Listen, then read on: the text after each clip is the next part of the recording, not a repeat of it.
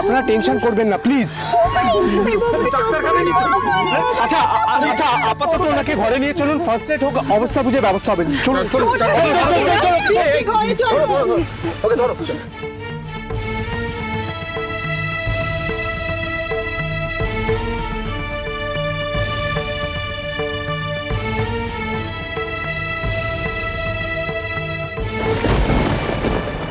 শিখা শিখা শিখা তুমি ওরকম করো না, ভগবান আছেন দেখবেন, কিচ্ছু হবে না। তুমি শান্ত হও শিখা। ভালো কিছু নেই গো আমার মেয়েটার কপালে। না না মেয়েটা ঘরে চলে গেছিল, ভালোই তো করেছিল। শান্ত হও শিখা। বারবার বাধা পড়া সত্ত্বেও মাথায় আসেনি গো এমন একটা অঘটন। কিচ্ছু হবে না, তুমি ঠাকুর আমার মেয়েটাকে বাঁচিয়ে নাও গো মাতালি। মামি বাবা, আমি কিচ্ছু হবে না, দিদি ভাই কিচ্ছু হবে না, কিচ্ছু হতে পারে না। তুমি দেখো দিদি ভাই কোথায় যাচ্ছিস? কোথায় যাচ্ছিস রে তুই? হ্যাঁ আমি সব বুঝতে পেরেছি, তুই এরকম করতে পারলি রে, তোর দিদির সঙ্গে এরকম করতে পারলি। ও কি করেছিল? ও তোর কি ক্ষতি করেছিল বল? ছোট থেকে তোরা একসাথে বড় হয়েছি, আমার মেয়ে সবকিছু তোর সঙ্গে ভাগ করেছিল, এমনকি ওর মা বাবা তোর সঙ্গে ভাগ করে নিয়েছিল। কি বলছো কি তুমি ওকে? বল বল, সচ্ছস থাকলে তুই বল কি করেছিস? তুমি কেন এইভাবে আমাকে? আমি জানি তুই ছোট বোন হয়ে আমার মেয়েকে আগুনের মধ্যে ধাক্কা দিয়ে দিস।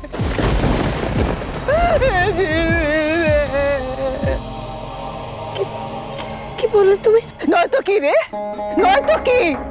বৃষ্টি নেই কিছু না, একটা মানুষ এমনি হোমনিকে আগুনের মধ্যে পড়তে পারে?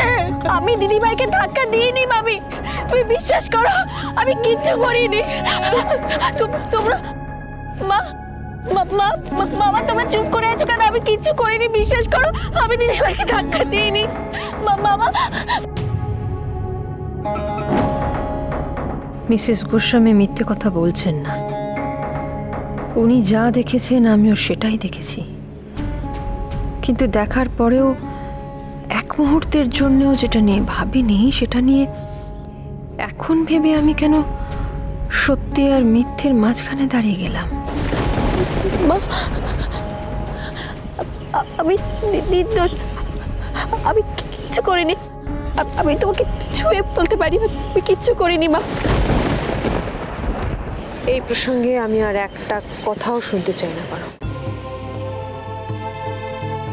তবে সত্যিটা আমিও জানতে চাই। আগে ঝিলমিল সুস্থ হোক, ওর জ্ঞান ফিরুক, তারপরে বিচার হবে তুমি নির্দোষ না দোষী।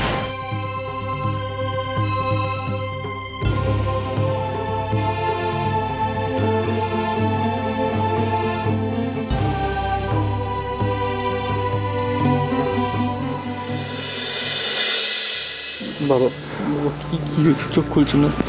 দেখছি তো।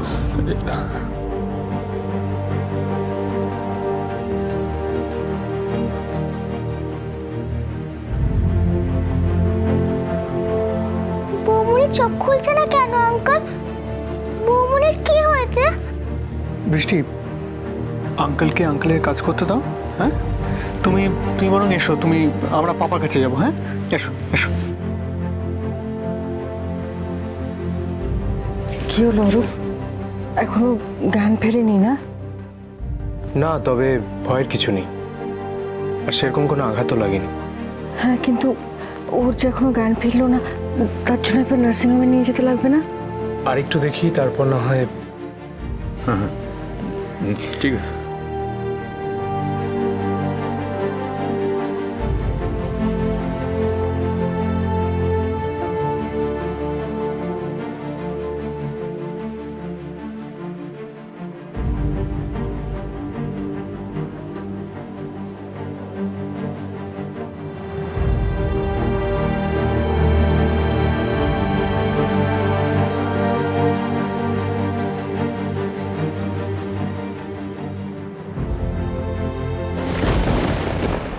ঝিলমিল রে,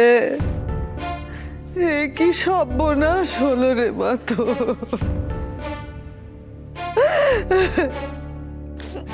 কে জানে আমার মেয়েটা এখনো চোখ খুলেছে কিনা।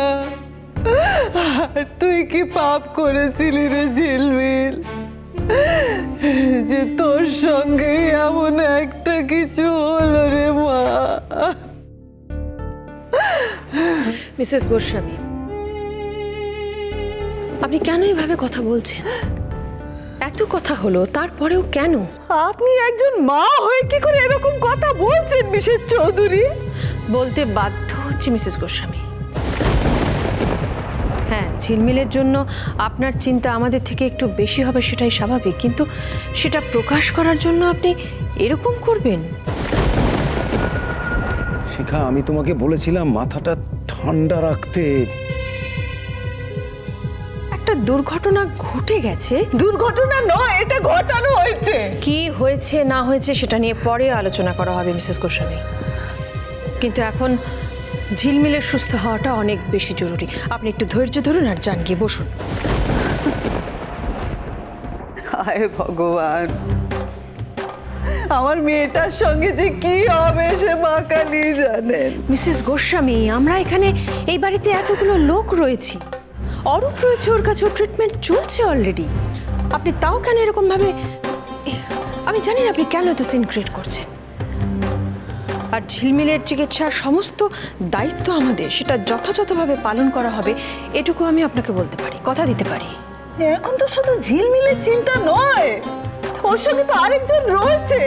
যে রয়েছে মিসেস গোস্বামী, সে আমাদের এই চৌধুরী পরিবারেরই বংশধর, কাজে তাকে নিয়ে আমাদের চিন্তাও কিছু কম নয়। এতদিন আমি সেটাই ভাবতাম বেয়ান, কিন্তু সেদিন সেই ঘটনার পর যা দেখেছি তারপর তো। বললেন সেদিনের ঘটনার পর মানে? ভুলে গেলেন বেয়ান, যেদিন পুলিশ এসেছিল আপনাকে ধরে নিয়ে যেতে?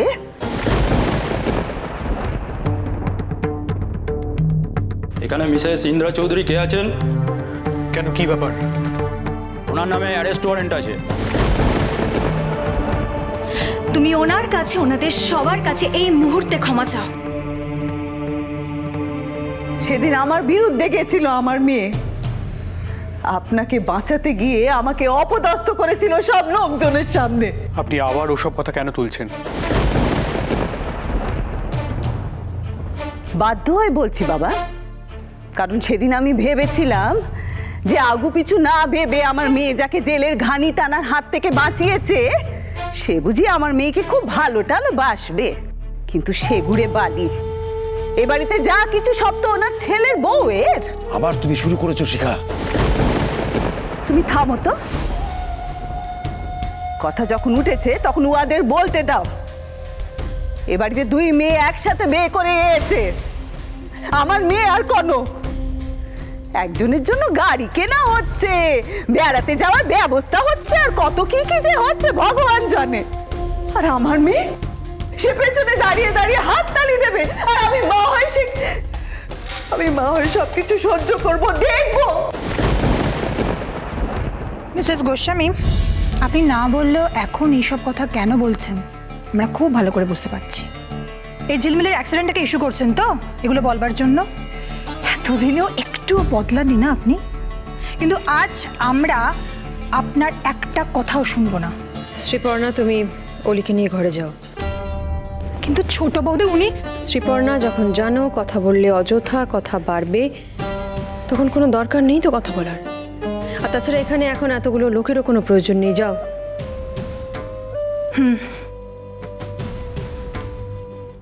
চল।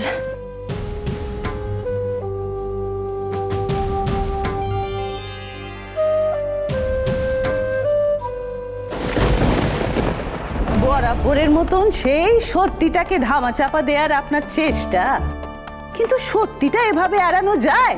সত্যি ঠিক সময় প্রকাশ পাবে মিসেস গোস্বামী, কিন্তু এটা নিয়ে কথা বলার এটা ঠিকঠাক সময় নয়। আপনাকে আমি খুব ভালোভাবে চিনে গেছি। এটা তো আমার মেয়ের ব্যাপার না যে পুরনো সব ঘটে যাওয়া ঘটনা নিয়ে আবার নতুন করে কথা শোনানো। কনক তো সব সময় আপনার কাছে। মিসেস গোস্বামী, আপনি এতক্ষণ ধরে অনেক কথা বলেছেন, এবার কি দয়া করে একটু মুখটা বন্ধ রাখবেন?